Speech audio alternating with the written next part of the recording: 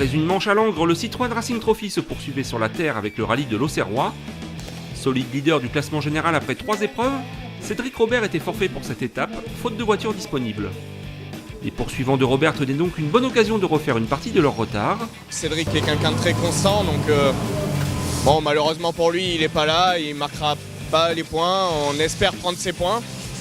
Mais bon, aujourd'hui, il va falloir être intelligent. On a vu une première partie de course très difficile, très rapide. Donc on va voir ce que ça va donner, mais on n'oublie pas que c'est que notre 5e rallye sur terre. Donc il va falloir apprendre, être au bout.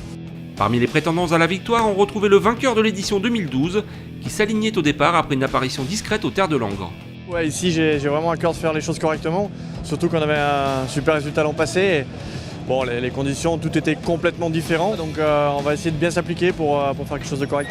Avec des spéciales rapides, cassantes et poussiéreuses disputées sous un soleil de plomb, la résistance des équipages, des voitures et des pneumatiques allait être mise à rude épreuve lors de l'étape du samedi. Dès la première spéciale, Jean-Sébastien Vigion s'emparait de la tête devant Kevin de Marchalk, Vincent Dubert, Mathieu Morage et Marc Amourette.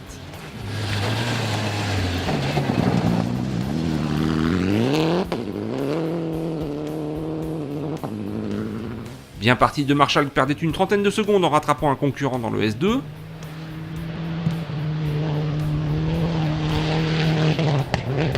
Face à Vigion, l'opposition la plus farouche venait alors de Vincent Dubert, qui s'emparait une première fois des commandes après le S2.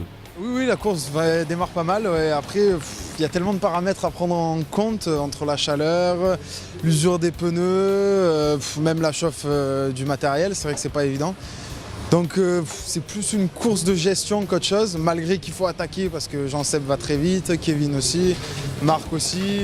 C'est assez dur, mais pour le moment ça se déroule pas mal, donc bon, on va pas se plaindre. Après j'espère que ça va continuer dans le deuxième tour cet après-midi. Le chassé-croisé entre Vigion et Dubert se poursuivait tout au long de la deuxième boucle du samedi. Vigion perdait une dizaine de secondes dans la dernière spéciale du jour, et c'est Vincent Dubert qui bouclait l'étape en leader du classement général. Je ne sentais pas la force avec le temps qui restait de permuter les roues et on le paye.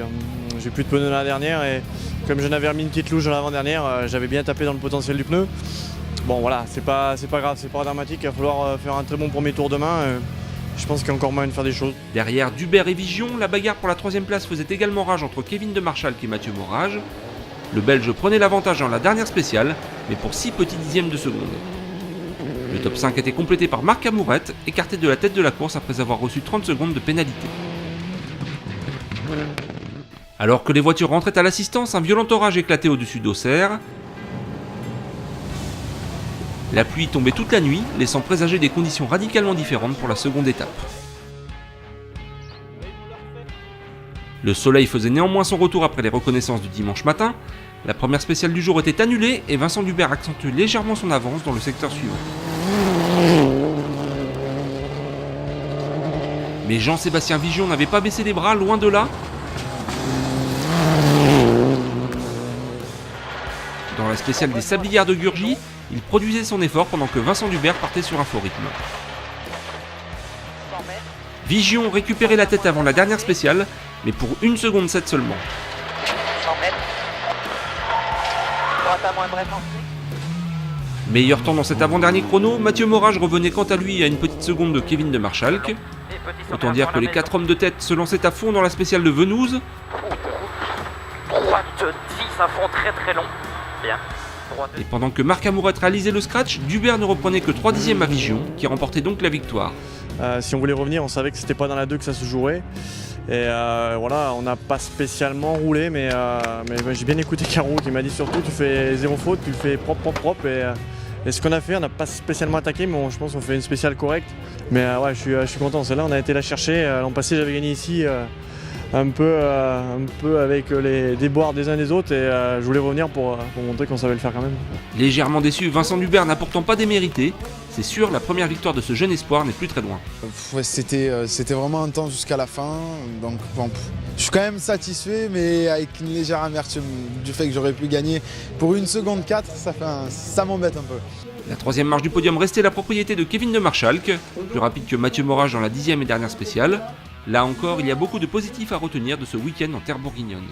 Oui, c'est que du positif. C'est ici mon 4e rallye sur la terre, donc avec un podium, ça fait du bien. Dommage que hier avec les 30 secondes, sinon on pouvait faire peut-être une bataille à 3 pour la victoire. Mais c'est comme ça, je suis content d'avoir repris des points sur Robert aussi. C'est bien pour le championnat. Au classement général, Cédric Robert conserve la tête, mais il ne compte plus que 9 points d'avance sur Kevin de Marschalk. Le Citroën Racing Trophy se poursuivra au rallye Terre de Lozère. Rendez-vous à Mende les 31 août et 1er septembre prochains. 3, 2, 6, 5,